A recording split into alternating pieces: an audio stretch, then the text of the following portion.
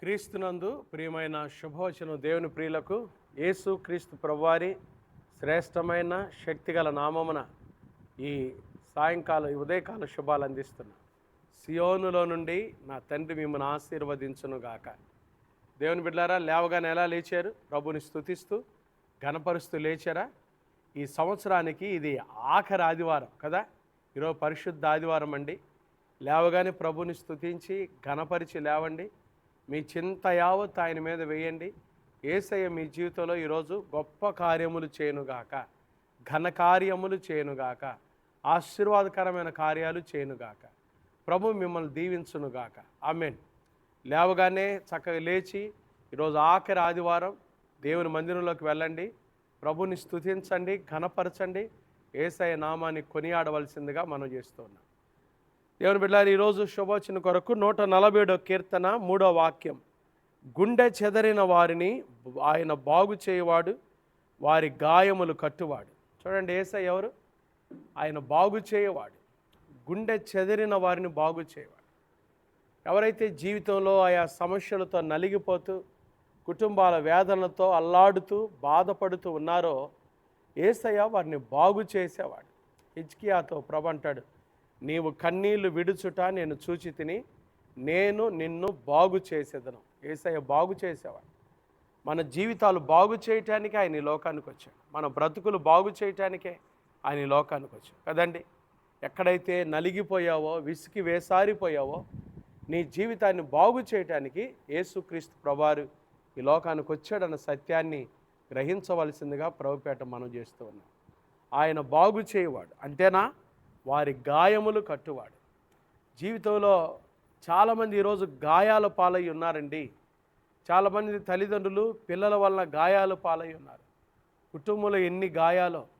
యోబు ఒక మాట అంటాడు, చూద్దాం. చూడండి, యోబు గ్రంథం చాలా అద్భుతమైన మాట యోబు రాశాడండి మన కొరకు. యోబు గ్రంథం 5:18, ఆయన గాయపరిచి గాయమును కట్టును, ఆయన గాయము చేయును, ఆయన చేతులే స్వస్థపరచును. ఆయన గాయపరిచి గాయమును కట్టును, ఆయన గాయము చేయును, ఆయన చేతులే స్వస్థపరచును. యేసయ్య స్వస్థపరిచేవాడు, గాయాలు కట్టువాడు, జీవితాలు బాగు చేయవాడు. ఈరోజు ఎవరైతే జీవితంలో విసికి వేసారిపోయి కృంగిపోయి దిగులు పడుతూ కూర్చున్నారో యేసయ్య మీ గాయములు కట్టునుగాక, మీకు క్షేమాన్ని దయచేయునుగాక కదండి. యేసుక్రీస్తు ప్రభువారు పరిచర్య చేస్తున్న దినాల్లో ఆయన ఈ వృత్తాంతాన్ని ప్రభు చెప్పాడండి. ఒక మనుష్యుడు యెరూషలేము నుండి యెరికోకు దిగుడు ప్రయాణం చేస్తాడు. యెరూషలేము కొండ మీద ఉన్న పట్టణం. చూడండి, దేవుని బిడ్డలు ఎక్కిపోవాలి కానీ దిగిపోకూడదు. విశ్వాస జీవితంలో దేవుని బిడ్డలు ఎక్కిపోవాలి. రోజు రోజుకి విశ్వాస జీవితంలో, భక్తిలో, ప్రార్థనలో మనం ఏమవ్వాలి?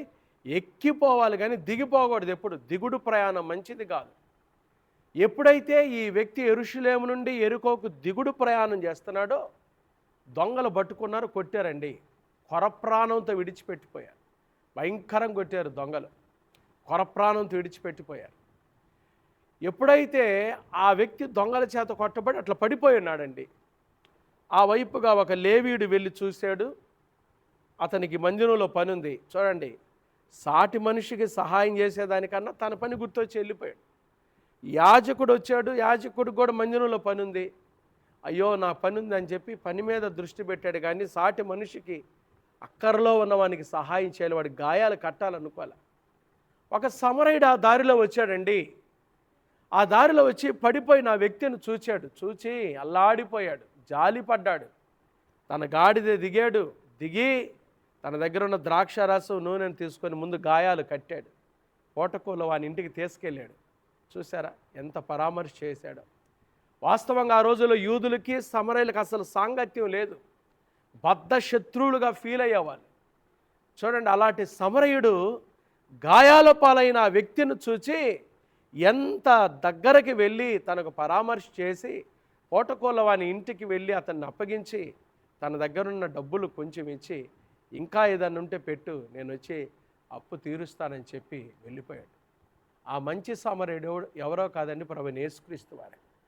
పడిపోయిన నీ జీవితం నీ దగ్గరకు వచ్చి నీ గాయాలు కట్టి నీ జీవితాన్ని లేవనెత్తి తన గాడిద మీద ఎక్కించుకొని చూడండి చక్కగా ఒక సంఘ సహవాసాన్ని ఏర్పాటు చేసి నిన్ను నన్ను ఆయన రాకడ కొరకు సిద్ధపరుస్తున్నాడు యేసయ్య కదండి. ఆయన మన పొరుగువాడు, ఆయన మన ప్రేమికుడు, ఆయన మన గాయాలు కట్టువాడు, ఆయన మనల్ని బాగు చేయవాడు. ఎవరు నీ మీద ప్రేమ చూపించలేదా? ఎవరు నీ మీద జాలి పట్టలేదా? ఎవరు నీ దగ్గరకు రావట్లేదా? రా, ఈ ఉదయకాలం యేసయ్య దగ్గరకు రా. యేసు ప్రభు నిన్ను ప్రేమిస్తున్నాడు, నీ మీద జాలి చూపిస్తున్నాడు, నీ గాయాలు కట్టువాడు, నిన్ను బాగు చేయవాడు యేసయ్య. నో డౌట్, ఏ సందేహం లేదు.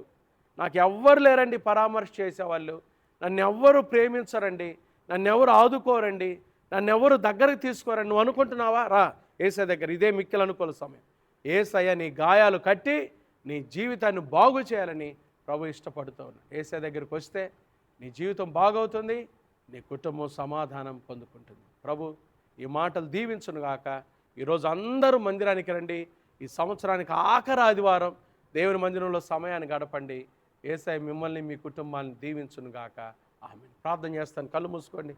మహాపరిశుద్ధుడా, దయగల దేవా, ప్రేమాస్వరూపి మీకు స్తోత్రాలు అయ్యా. ఈ పరిశుద్ధ ఆదివారం, ఈ సంవత్సరానికి ఆఖరి ఆదివారం మీ సన్నిధికి వచ్చి మిమ్మల్ని స్తుతించి గణపరిచే భాగ్యం ఇచ్చినందుకు స్తోత్రాలు. ఆసక్తితో వచ్చి నీ బిడ్డను దీవించండి, విన్న వాక్యాన్ని దీవించండి. గుండె చెదరిన వారిని బాగు చేయి దేవుడవు. గాయాలు కట్టువాడు మీరు. ఒక్కొక్కరి జీవితాల్లో వారి గాయాలు కట్టి కుటుంబాలను ఆదరించి ధైర్యపరచండి తండ్రి. చూస్తున్న బిడ్డలందరినీ దీవించండి. ఈరోజు ప్రతి ఒక్కరూ, చిన్న బిడ్డలు, యవనస్తులు, పెద్దలు, వృద్ధులు, విధవరాండ్రు మీ సన్నిధిలోకి వచ్చి మిమ్మల్ని స్తుతించి ఆరాధించాలి అయ్యా. వారు వినుకొండ పట్టణం పరిసర ప్రాంతాల్లో ఉన్నవారైతే క్రైస్ట్ బ్లెస్సింగ్ చర్చ్ పరిచర్యలో ఈ ఆదివారం జరుగుతున్న సాంవత్సరిక కృతజ్ఞత ఆరాధనలో పాల్గొని మిమ్మల్ని స్తుతించి గణపరచడానికి సహాయం దయచేయండి. ఒక్కొక్కరిని మీరు ఆశీర్వదించండి, పేరు పేరు చొప్పున దీవించండి, నీ కృప చూపించండి, కార్యాలు జరిగించండి, మీ ఆత్మతో అభిషేకించండి, బలపరచండి, దీవించండి అయ్యా. ఈరోజు ఎదుర్కొనబోయే ప్రతి శోధన, కీడు, దుష్ట అపాయం తప్పించండి. సేవకులు నీ పక్షాన్ని నిలబడుతుండగా మీరు ఆత్మతో అభిషేకించి బలపరిచి వాడుకోండి. సార్వత్రిక సంఘాల పరిచర్యను దీవించండి, సకల పరిశుద్ధులను దీవించండి.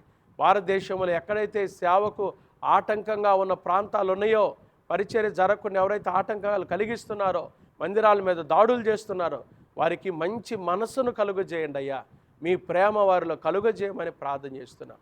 వారు మీ ప్రేమను తెలుసుకోవటానికి సహాయం దయచేయండి. మా దేశాన్ని, మా ప్రధానమంత్రి గారిని, ముఖ్యమంత్రి గారిని, అధికారులు, నాయకులందరినీ దీవించండి. మా వెనుకొండ పట్టణాన్ని, ఎమ్మెల్యే గారిని, అధికారులు అందరినీ దీవించండి.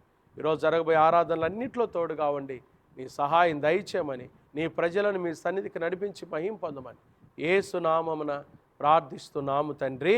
ఆమేన్. త్రియేక దేవుని ప్రేమ, కృప, సమాధానములు ఈ ఉదయకాలం ఈ శుభోచనలో పాల్గొన్న దేవుని ప్రియులందరికీ ఇప్పుడు ఎల్లప్పుడు ప్రభు రాకడ పర్యంతం తోడైన్నును గాక. ఆమేన్.